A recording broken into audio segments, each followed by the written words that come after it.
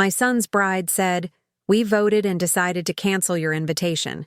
You can keep the $60K deposit if you want to see your future grandson." I laughed and replied, "All right, dear, just wait. I paid someone to play a video at the wedding. I'm glad to have you here.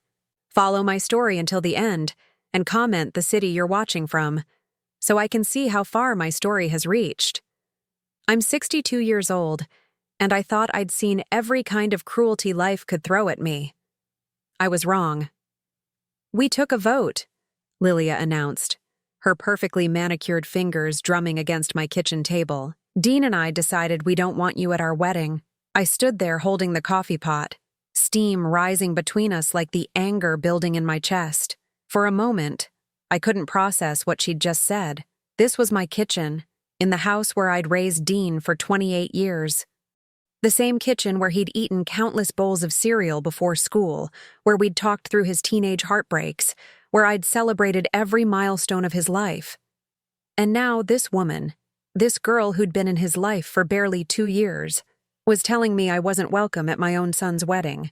"Excuse me?" I managed to say, setting the pot down before I dropped it. Lilia's green eyes held no warmth, no remorse. She was beautiful in that cold, calculated way that some women perfected. Every blonde hair in place, makeup applied with surgical precision, designer clothes that probably cost more than my monthly mortgage payment. "You can keep the $60,000 deposit if you want," she continued, as if she were discussing the weather. "Consider it your contribution to your future grandchild." The word grandchild hit me like a physical blow. 3 weeks ago, Dean had called me crying with joy, telling me Lilia was pregnant. I'd been planning to be the grandmother I never had.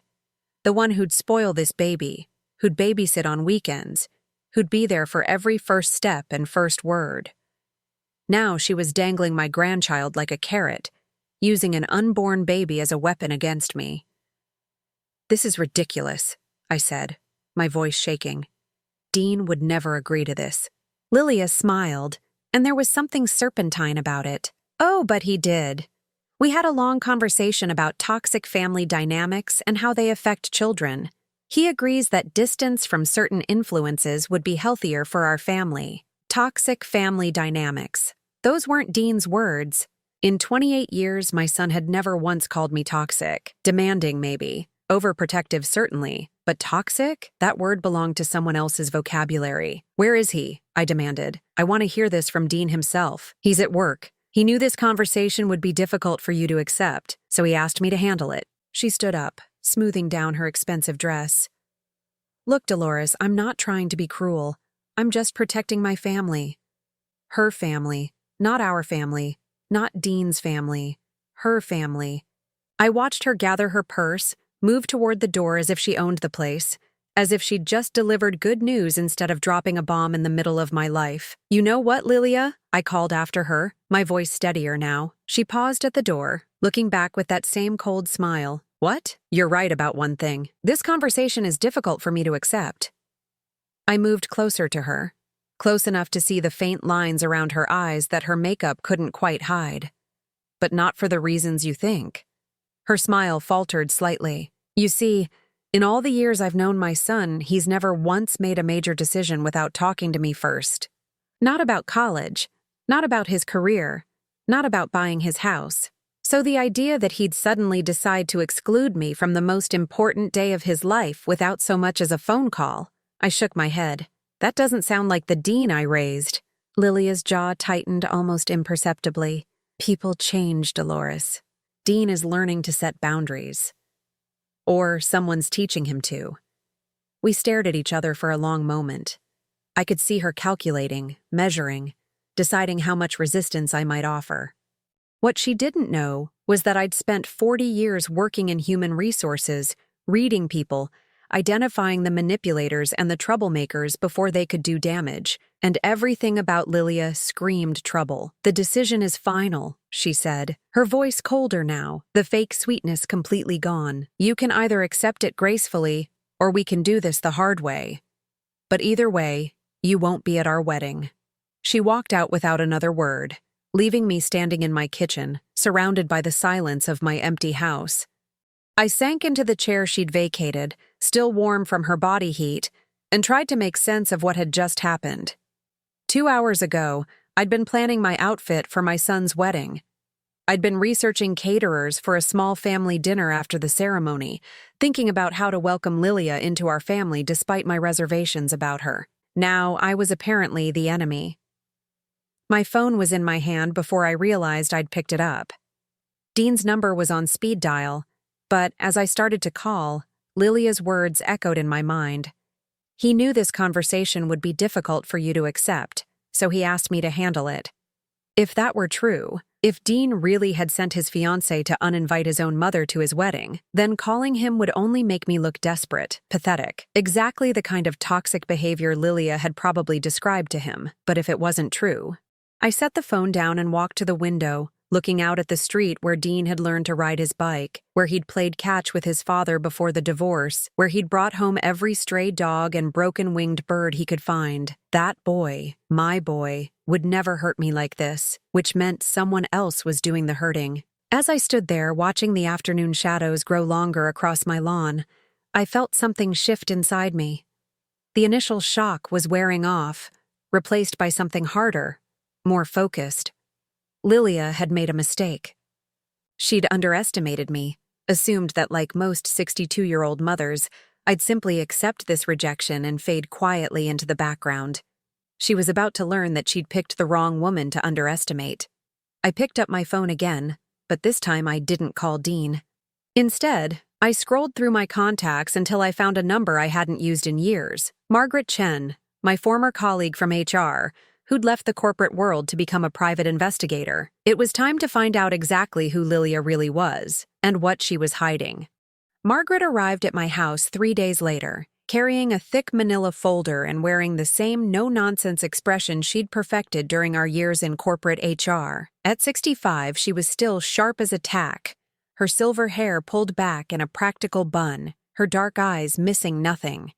"You were right to call me," she said, settling into my living room with her coffee. "Your future daughter-in-law is quite the piece of work." My stomach clenched. Part of me had hoped Margaret would find nothing, that my suspicions were just the paranoid imaginings of an overprotective mother. But the grim satisfaction in Margaret's voice told me otherwise. "What did you find?" Margaret opened the folder, revealing photographs, documents, and what looked like printed social media posts. Let's start with her employment history. Or should I say, lack thereof. She handed me a sheet of paper covered in dates and company names, most with red X's marked beside them. In the past 5 years, Lilia has worked at 7 different companies. She's never been fired, always quit voluntarily, usually citing hostile work environments or personality conflicts with supervisors. I scanned the list, recognizing several prestigious firms. These are good companies. I know people who work at half of these places. Exactly. So I made some calls. Margaret pulled out her phone, flipping through her notes. According to her former supervisor at Meridian Financial, Lilia had a talent for causing drama between coworkers. She'd share confidential information, start rumors, then play innocent when conflicts erupted. My hands tightened around my coffee mug. And they all just let her quit? It's easier than dealing with a lawsuit. Lilia is very careful about how she operates. She never does anything overtly illegal, never leaves a paper trail.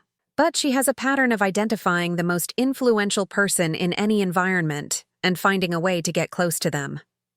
Margaret handed me a photograph. Lilia at what looked like a company Christmas party, standing close to an older man in an expensive suit. "This is Richard Hawthorne, CEO of Meridian. Married, 3 kids, spotless reputation." According to my source, Lilia managed to convince him that she was being sexually harassed by her direct supervisor. Was she? The supervisor in question is a 60-year-old woman who's been happily married for 35 years. Margaret's expression was grim. But by the time HR investigated, Lilia had already quit, claiming the hostile environment was affecting her mental health. The female supervisor was quietly transferred to another department. I felt sick. So she destroys people for sport? Not sport, strategy. She identifies threats and neutralizes them. Margaret pulled out another document. But here's where it gets interesting. I couldn't find any record of Lilia before 5 years ago. What do you mean? I mean no high school records, no college transcripts, no previous addresses. It's like she materialized out of thin air at age 25. Margaret leaned forward.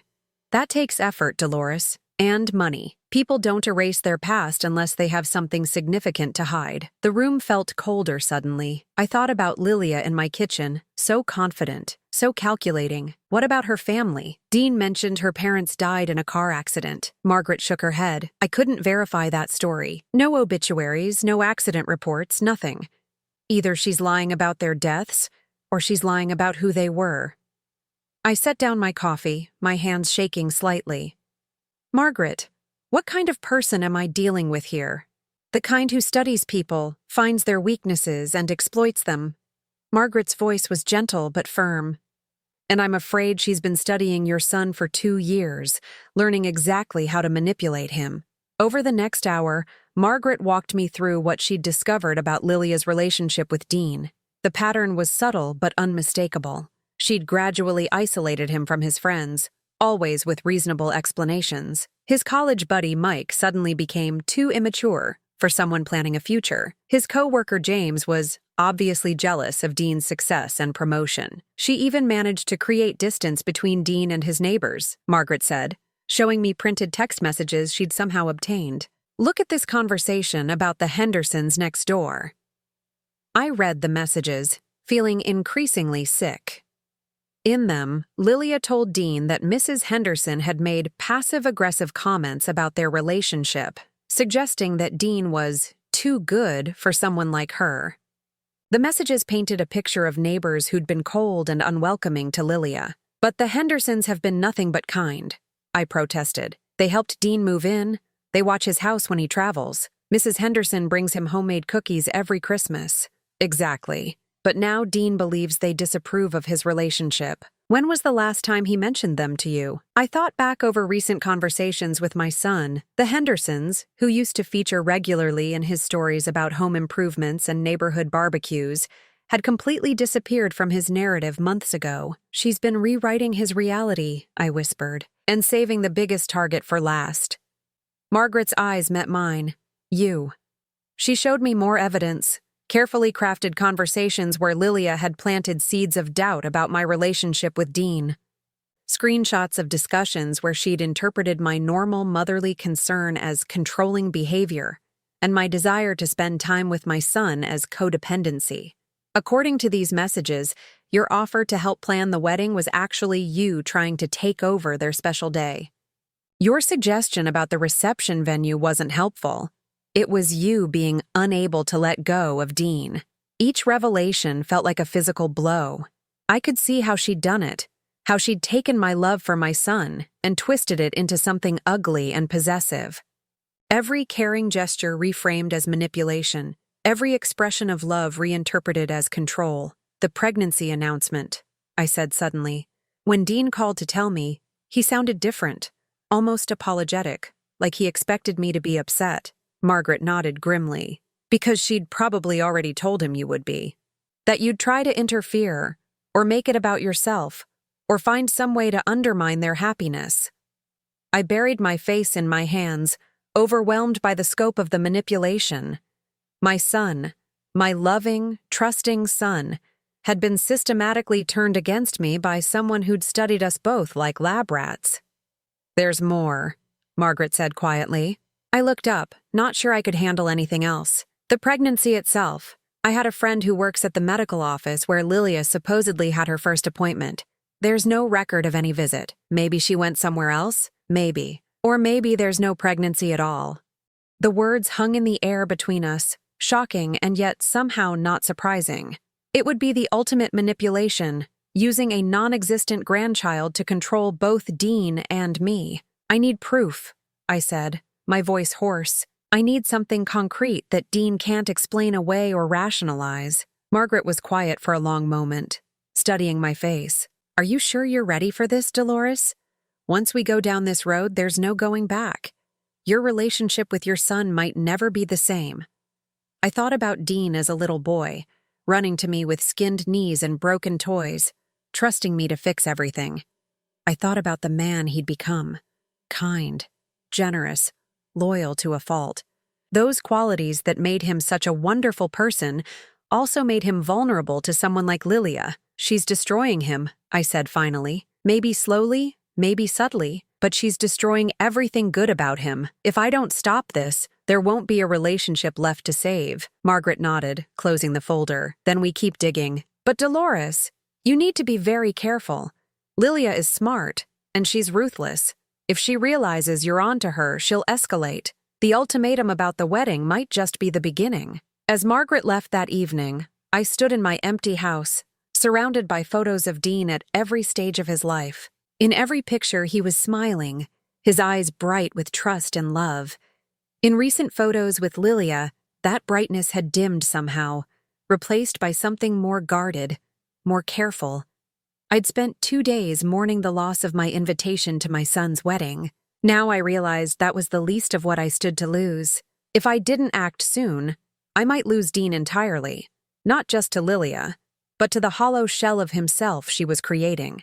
But as I looked at those photos, I felt something stirring in my chest that I hadn't felt in years. Not just love, not just determination, but something fiercer.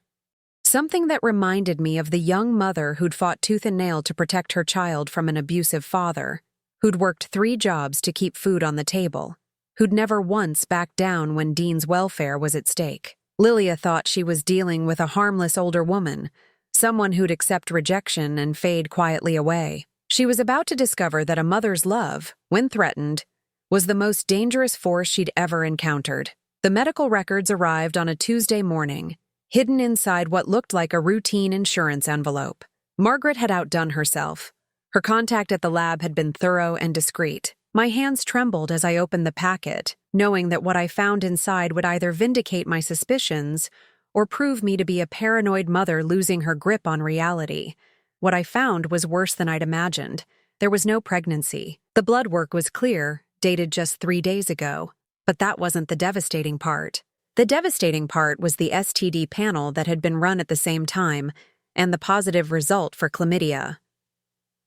I sat in my kitchen, staring at the papers until the letters blurred together. My son, my faithful, loyal son who'd never cheated on anyone in his life, was being systematically infected and betrayed by the woman he planned to marry. My phone rang, startling me out of my shocked stupor. Margaret's name flashed on the screen. "Did you get the package?" she asked without preamble. I got it. My voice sounded hollow, even to me. "Margaret, this is criminal. She's deliberately exposing him to disease, lying about a pregnancy. There's more." Margaret's voice was grim. "I found out who she really is." I closed my eyes, bracing myself. "Tell me." "Her real name is Lily Chen. She's 32, not 28 like she told Dean, and she's done this before, 3 times. That I can confirm." The room seemed to tilt around me. "What do you mean, done this before?" "I mean she has a pattern, Dolores. She targets successful men, usually with family money or valuable assets. She isolates them from their support systems, creates fake emergencies or pregnancies to accelerate the relationship, then disappears right after securing access to their finances." Margaret's words washed over me like ice water. The other men. Philip Harrison in Seattle. She convinced him to put her name on his condo, then cleaned out his savings account and disappeared while he was visiting his sick mother. Marcus Rodriguez in Denver. She faked a miscarriage right after he changed his will to include her, then left with a substantial grief settlement his family paid to make her go away. I gripped the phone so tightly my knuckles turned white. And the third? David Kim in Portland. That one got ugly. She actually went through with the wedding, but she'd been having an affair with his business partner the entire time. She and the partner embezzled $200,000 from David's architectural firm before disappearing together. The kitchen was spinning now. I had to grip the edge of the table to keep from falling out of my chair. So Dean is just another mark. A particularly valuable one. Your son has a successful career, a house with substantial equity, and a mother with retirement savings she might be convinced to loan for emergencies. Margaret paused. "Dolores, are you okay? You sound like you're hyperventilating." I was.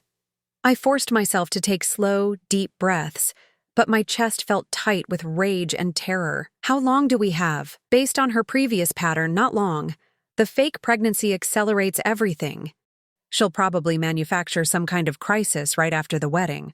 A miscarriage that requires expensive medical treatment, or a family emergency that needs immediate financial help. We have to tell Dean. With what proof? She's been building her case against you for months, remember? If you show up with accusations about her past, about fake pregnancies and affairs, what's he going to think? She was right. Dean would think I'd lost my mind, or worse, that I was so desperate to break up his relationship that I'd hired someone to fabricate evidence. Lilia had laid the groundwork perfectly. Anything I said would sound like the delusional rantings of a controlling mother. Then what do? We get proof he can't deny. Something so clear, so undeniable, that even she can't explain it away. After Margaret hung up, I sat in the gathering darkness of my kitchen, surrounded by the evidence of Lilia's deception, the fake medical records claiming pregnancy while actual tests showed none, the STD results proving her infidelity, the documentation of her previous victims. But Margaret was right. None of it would be enough. Not when Dean had been conditioned for months to distrust anything I said about his fiancée.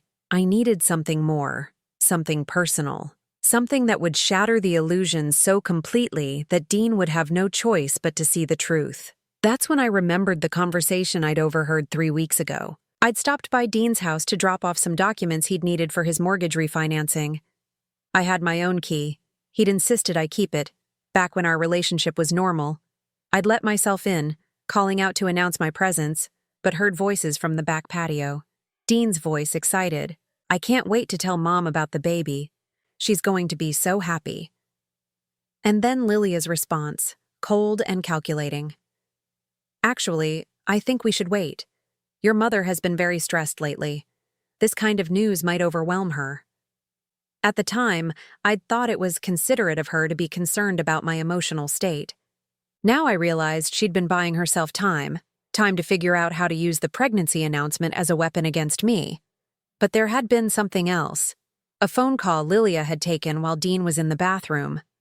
I'd only caught fragments through the sliding glass door, but certain phrases had stuck with me. No, the timeline hasn't changed. Yes, after the wedding. He's completely isolated now. The mother won't be a problem much longer. I'd dismissed it at the time as a conversation about wedding planning or her job. Now, those words took on a sinister new meaning. My hands shook as I dialed Margaret's number again. I need surveillance equipment, I said as soon as she answered. Dolores, that's a very dangerous road to go down. If you're caught recording someone without consent, she's going to destroy my son's life, I interrupted. She's going to take everything he has, break his heart, and disappear. And she's using a fake pregnancy to do it. I need proof, Margaret. Real proof. There was a long silence. Then, what did you have in mind? Over the next hour, we hatched a plan that would have seemed impossible to me just weeks ago. Margaret would provide me with a small recording device, the kind investigators used for insurance fraud cases.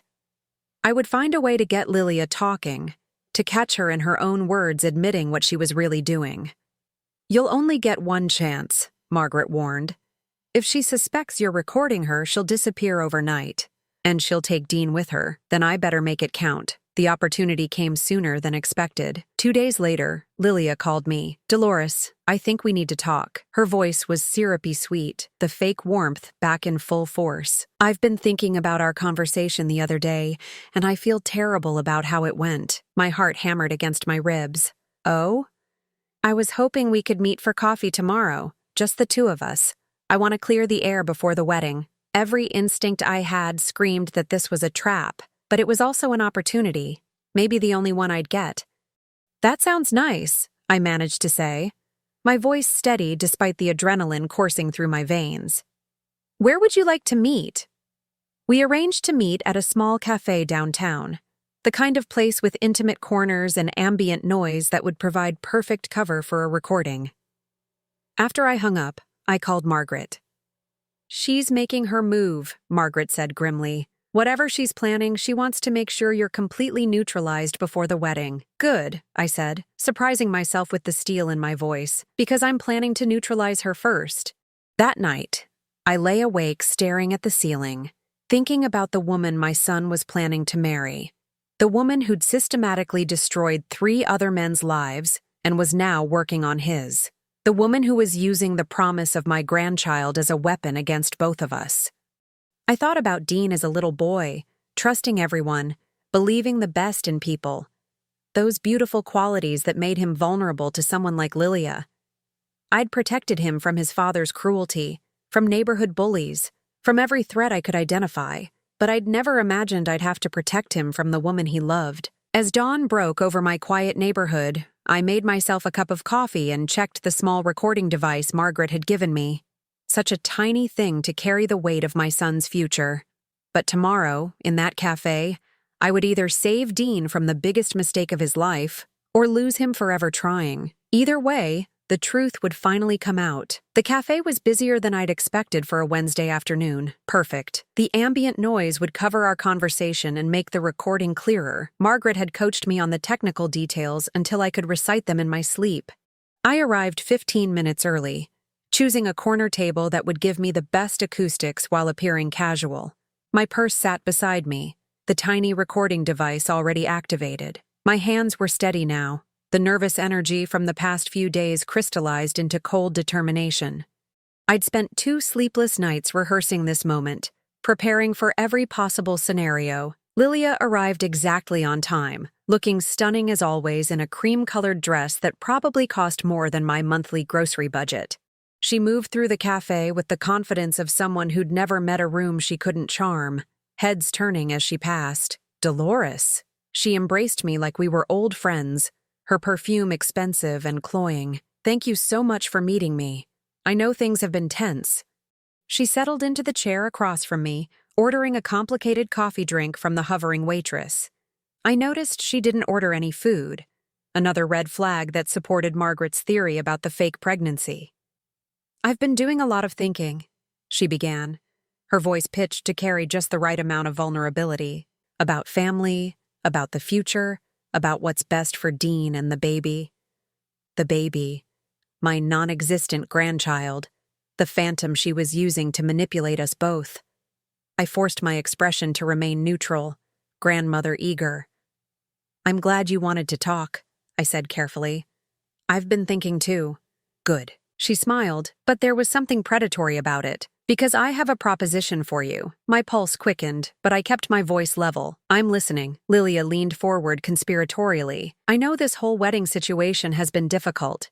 Excluding you wasn't an easy decision, but Dean and I felt it was necessary for establishing boundaries in our new life together. Boundaries, the word she'd trained my son to use against me. However, she continued, I've realized that completely cutting you out might not be the best approach.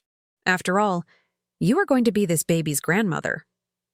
She paused, letting that sink in. The carrot before the stick. So here's what I'm thinking. We could potentially work out an arrangement, a way for you to be part of our lives, but with clear expectations and guidelines. What kind of arrangement? I asked, though I already suspected where this was heading. Well, Dean and I have been talking about finances lately. Starting a family is expensive, and with my morning sickness, I haven't been able to work as much as usual. She touched her flat stomach delicately. We've been looking at larger houses, thinking about the future, and we've realized we need some help with the down payment. There it was, the real reason for this meeting. How much help? I kept my voice carefully neutral. We were thinking maybe $50,000? I know that sounds like a lot, but it would be an investment in your grandchild's future. A house in a good school district, a safe neighborhood for the baby to grow up in. $50,000. Not as much as she'd taken from her previous victims, but substantial enough to seriously damage my retirement savings.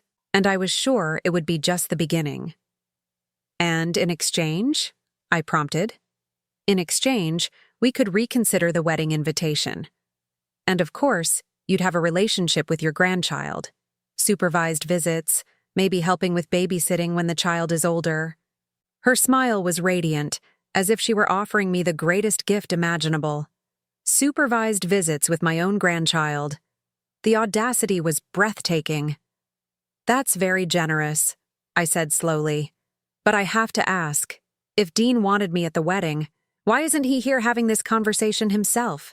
For just a moment, her mask slipped. I saw calculation flicker across her features before she recovered.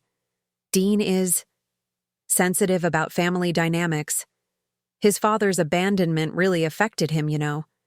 He's terrified of conflict, especially when it involves the people he loves most. She reached across the table to pat my hand. "He asked me to handle this because he knew it might be emotional for both of you." Another lie. Dean had never been afraid of conflict with me.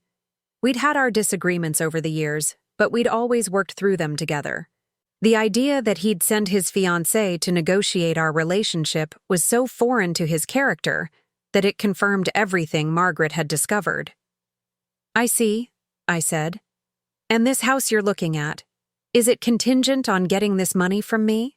"Not contingent exactly, but it would make things much easier. Dean's been so stressed about finances lately. He wants to provide for our family, but the pressure is really getting to him." She sighed dramatically. "Sometimes I worry about what all this stress might do to his health." The implied threat was subtle but clear. "Give us the money, or watch your son suffer under mysterious stress that would somehow be my fault." "Well," I said, "50,000 is a significant amount. I'd need to think about it, maybe talk to my financial advisor." Lilia's smile tightened almost imperceptibly. "Of course. Though I should mention that we're hoping to make an offer on the house this weekend. Time is a bit of a factor." The pressure tactic: create artificial urgency to prevent me from thinking too clearly or asking too many questions. "I understand. But Lilia, can I ask you something personal?" She nodded, though wariness had crept into her eyes. "This baby means everything to Dean. He's already talking about converting his office into a nursery, about all the things he wants to teach his child." I paused, watching her face carefully. "Have you thought about what will happen if something goes wrong? Pregnancy complications, God forbid a miscarriage?" Her reaction was immediate and telling.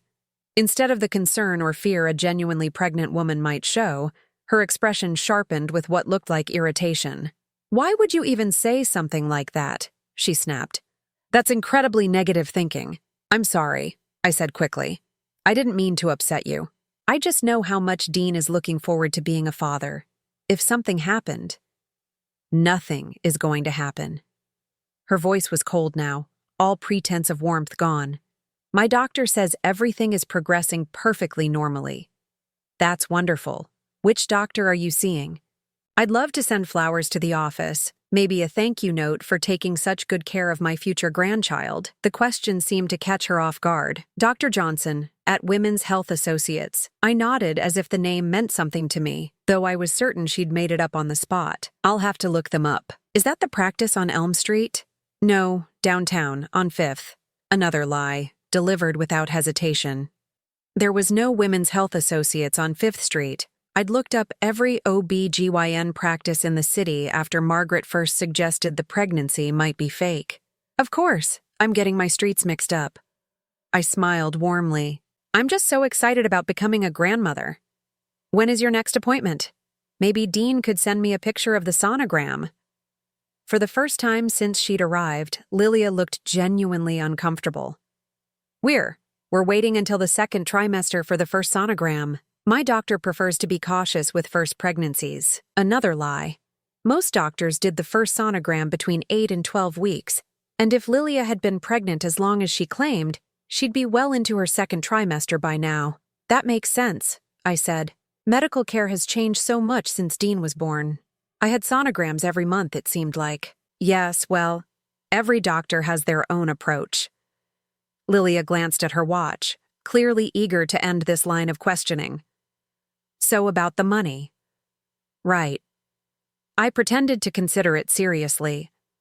50,000 for the down payment, and in exchange I get to attend the wedding and have supervised visits with my grandchild. Exactly. Though I should probably mention that the supervision would just be temporary, until we're sure you understand our parenting philosophy and can respect our boundaries.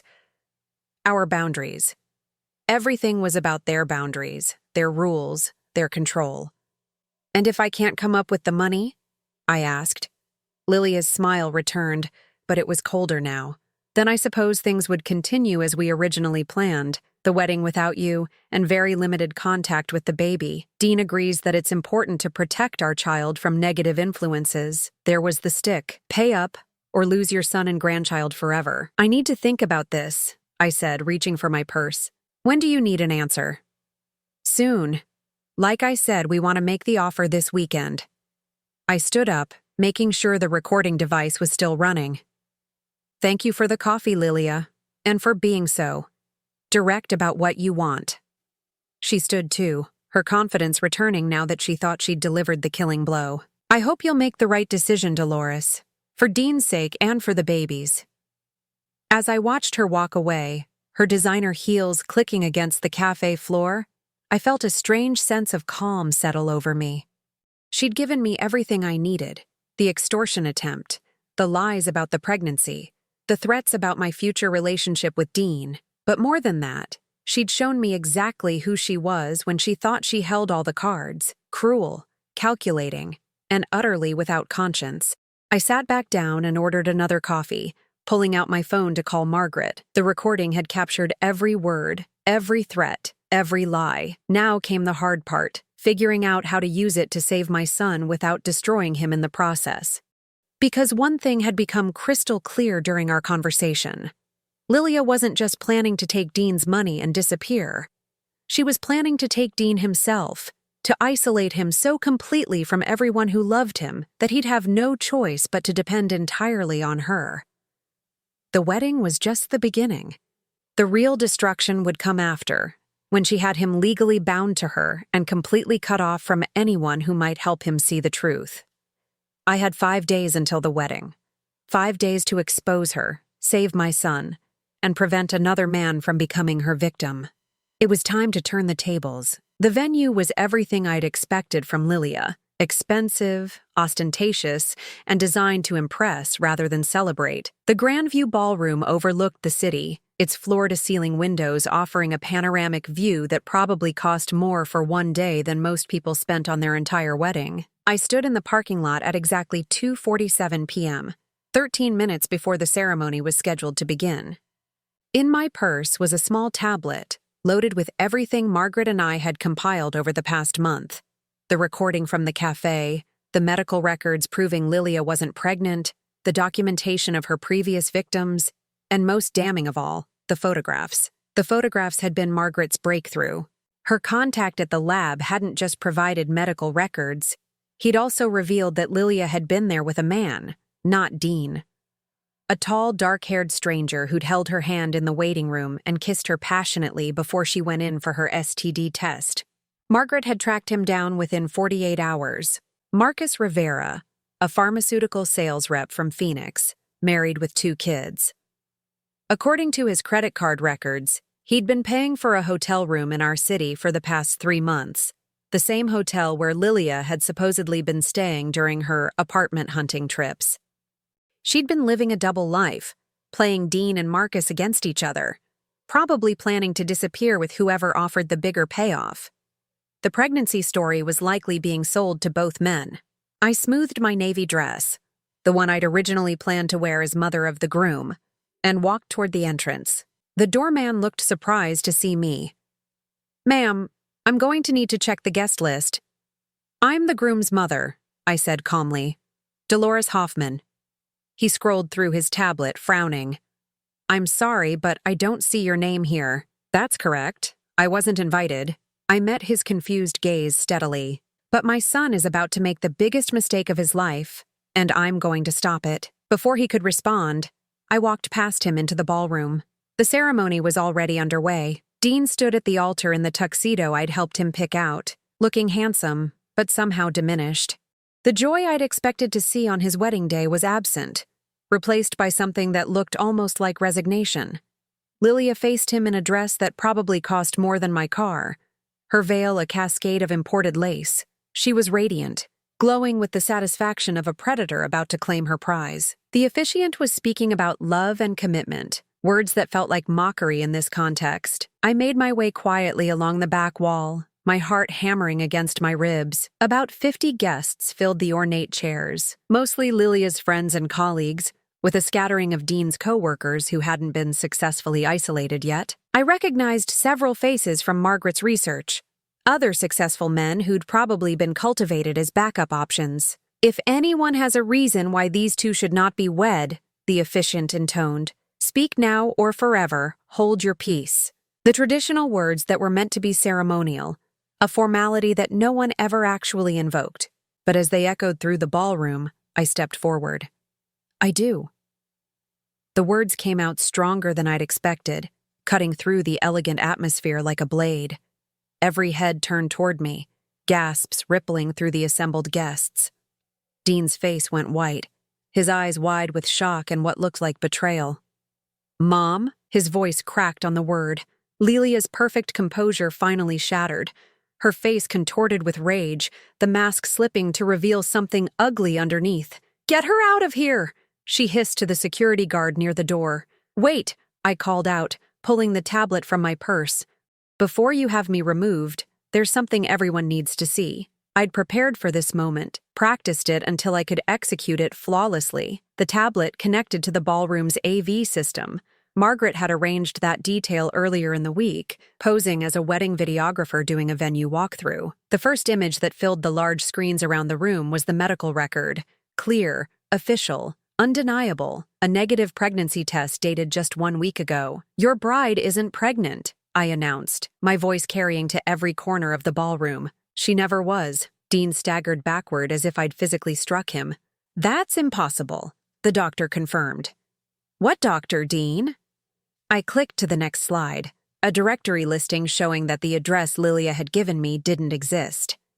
Women's Health Associates on 5th Street? There is no such practice. Lilia was backing away from the altar now, her bouquet forgotten on the floor. This is insane, she shouted. She's having some kind of breakdown. Someone call the police. But I wasn't finished. The next slide showed the photographs from the medical clinic. Lilia in Marcus Rivera's arms, their body language unmistakably intimate. Meet Marcus Rivera, I said calmly, your fiancé's other boyfriend. The one who's been paying for her hotel room for the past 3 months while she's been telling you she was apartment hunting.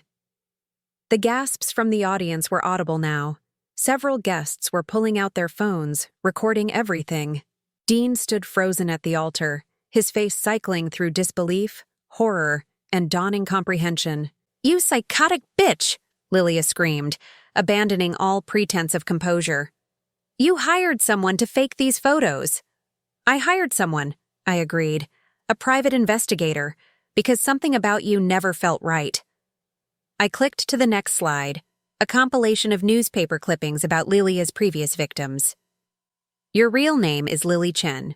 You're 32, not 28, and Dean isn't your first victim. The room erupted in chaos. Guests were standing, talking over each other, some moving toward the exits. But I kept talking, my voice carrying over the noise. Philip Harrison in Seattle, Marcus Rodriguez in Denver, David Kim in Portland. 3 men who trusted you, who believed your lies about pregnancy and love and future. I looked directly at Dean, who was staring at the screens with an expression of absolute devastation. You were just the next Mark, son. The next successful man to be isolated, manipulated, and ultimately destroyed. That's when Lilia made her final mistake. Instead of continuing to deny everything, instead of trying to maintain even a shred of her deception, she snapped completely. You ruined everything, she shrieked, lunging toward me with her hands outstretched like claws. He was supposed to be mine, the house, the money, all of it. Security caught her before she could reach me, but the damage was done. In front of 50 witnesses, she'd essentially confessed to everything. The pretense of love, the manipulation, the financial motivation, all of it laid bare in a moment of pure rage. Dean sank into a chair at the front of the ballroom, his head in his hands. I wanted to go to him, to comfort him, but I knew he needed space to process what had just happened. Instead, I played the final piece of evidence, the audio recording from our cafe meeting. Lilia's voice filled the ballroom, clear and unmistakable, demanding $50,000 and threatening to cut me out of my grandchild's life if I didn't comply. A grandchild that doesn't exist, I said as the recording ended. Used as a weapon to extort money and isolate my son from his family. The ballroom was nearly empty now. Most of the guests had fled, unwilling to be associated with the scandal. The few who remained were people I recognized as Dean's genuine friends, staying to support him through the worst moment of his life. Lilia was still screaming as security escorted her out, threats and accusations spilling from her lips in an incoherent stream. Something about lawyers and lawsuits, and how she'd destroy us both. But her words carried no weight now. Everyone had seen her true nature, heard her own voice confirming everything I'd revealed. I powered down the tablet and walked slowly toward my son. He looked up as I approached, his eyes red with tears and shock. "Mom," he whispered. "I'm so sorry. I don't understand how I could have been so blind." I sat beside him, careful not to overwhelm him with too much physical comfort too soon. "She's very good at what she does, Dean. She studied you, learned exactly how to manipulate your best qualities against you. But I chose her over you. I believed her lies about you being controlling, about needing boundaries." He shook his head, disgust evident in his voice. "God, Mom, I'm so ashamed." "You have nothing to be ashamed of," I said firmly. "Loving someone, trusting them, wanting to build a life together. Those aren't weaknesses. She exploited your capacity for love, but that capacity is what makes you who you are." We sat in silence for a moment, surrounded by the wreckage of his wedding day. Flowers scattered across the floor, chairs overturned in the chaos, the elegant decorations now seeming like props in a cruel theater. "How long have you known?" he asked finally. "I started suspecting something was wrong when she uninvited me from your wedding, but I didn't have proof until this week." I turned to face him fully. "Dean, I need you to know something. Even if I'd been wrong, even if she'd been everything she claimed to be, I would have found a way to accept her. Because you're my son, and your happiness matters more to me than my own comfort." He broke down then, shoulders shaking with sobs that seemed to come from somewhere deep and primal. All the months of manipulation, isolation, and emotional abuse came pouring out of him. I held him while he cried, this grown man who was still my little boy, and felt my own tears falling silently. The ballroom manager approached us hesitantly. "Sir, ma'am, we need to clear the venue." "Of course," I said, helping Dean to his feet. "We're leaving." As we walked out together, Dean's arm linked through mine. I felt something I hadn't experienced in months, hope. The immediate crisis was over, but I knew the real work was just beginning. Dean would need time to heal, to rebuild his sense of self, to learn to trust his own judgment again. But we would face it together, the way we should have been facing everything all along. Mother and son, family in the truest sense of the word. Behind us, the Grandview ballroom stood empty, except for the debris of Lilia's final performance. Tomorrow, it would host another wedding, another celebration of love and hope. But today, it had served a different purpose, as the stage where truth finally triumphed over deception, where a mother's love proved stronger than a predator's manipulation. 3 months after the wedding that never was, I stood in my kitchen making Dean's favorite breakfast, blueberry pancakes with real maple syrup. It had become our Sunday tradition, these quiet mornings where we talked about everything and nothing, slowly rebuilding the relationship that Lilia had nearly destroyed. Dean sat at the table, looking healthier than he had in over a year. The hollow look in his eyes had faded, replaced by something I'd almost forgotten, the spark of the son I'd raised, confident and unafraid. He was reading the newspaper, occasionally making comments about local politics or sports, his voice carrying the easy warmth that had been missing for so long. "Margaret called yesterday," I said, flipping a pancake with practiced ease. "The prosecutor thinks they have enough to charge Lilia with fraud in at least 3 states. Dean looked up from the paper. "Good. She needs to be stopped before she destroys someone else's life." The legal case had been building steadily since the wedding disaster. Margaret's evidence, combined with testimony from Lilia's previous victims, painted a clear picture of systematic fraud. The fake pregnancy, the extortion attempt, the forged medical documents. It was enough to put her away for years. But more importantly, Dean was healing. The first month had been the hardest. He'd moved back in with me temporarily, unable to face the house he'd shared with Lilia, the bedroom where she'd lied to him every night, the office he'd planned to convert into a nursery for a baby that never existed. We'd spent hours talking through the manipulation, identifying the patterns she'd used to isolate him from his friends and family. It was painful work, like performing surgery on his memories, but necessary for his recovery. "I got a call from Marcus Rodriguez yesterday," Dean said, accepting the plate of pancakes I set in front of him. "He wanted to thank us for exposing her. Apparently, she tried to contact him right after the wedding, spinning some story about how I'd abused her and she needed rescue. Did he believe her? For about 5 minutes. Then he remembered how she'd emptied his bank account." Dean shook his head. He said knowing her real pattern helped him process his own experience. He's thinking about writing a book, How to Spot Financial Predators in Relationships. I poured myself coffee and joined him at the table. "That's good. The more people who know about her methods, the harder it'll be for her to find new victims."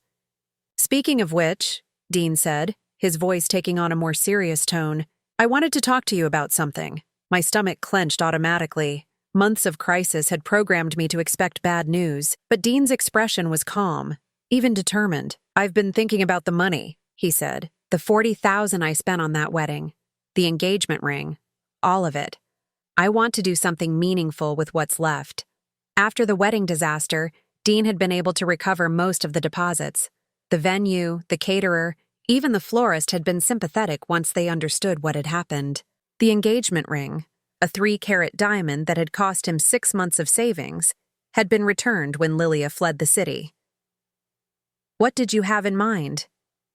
"A foundation. Something to help other people who've been victims of romantic fraud." He leaned forward, animated in a way I hadn't seen since before he met Lilia. "There's no real support network for people who've been conned by someone they loved. No resources, no counseling specifically designed for this kind of trauma."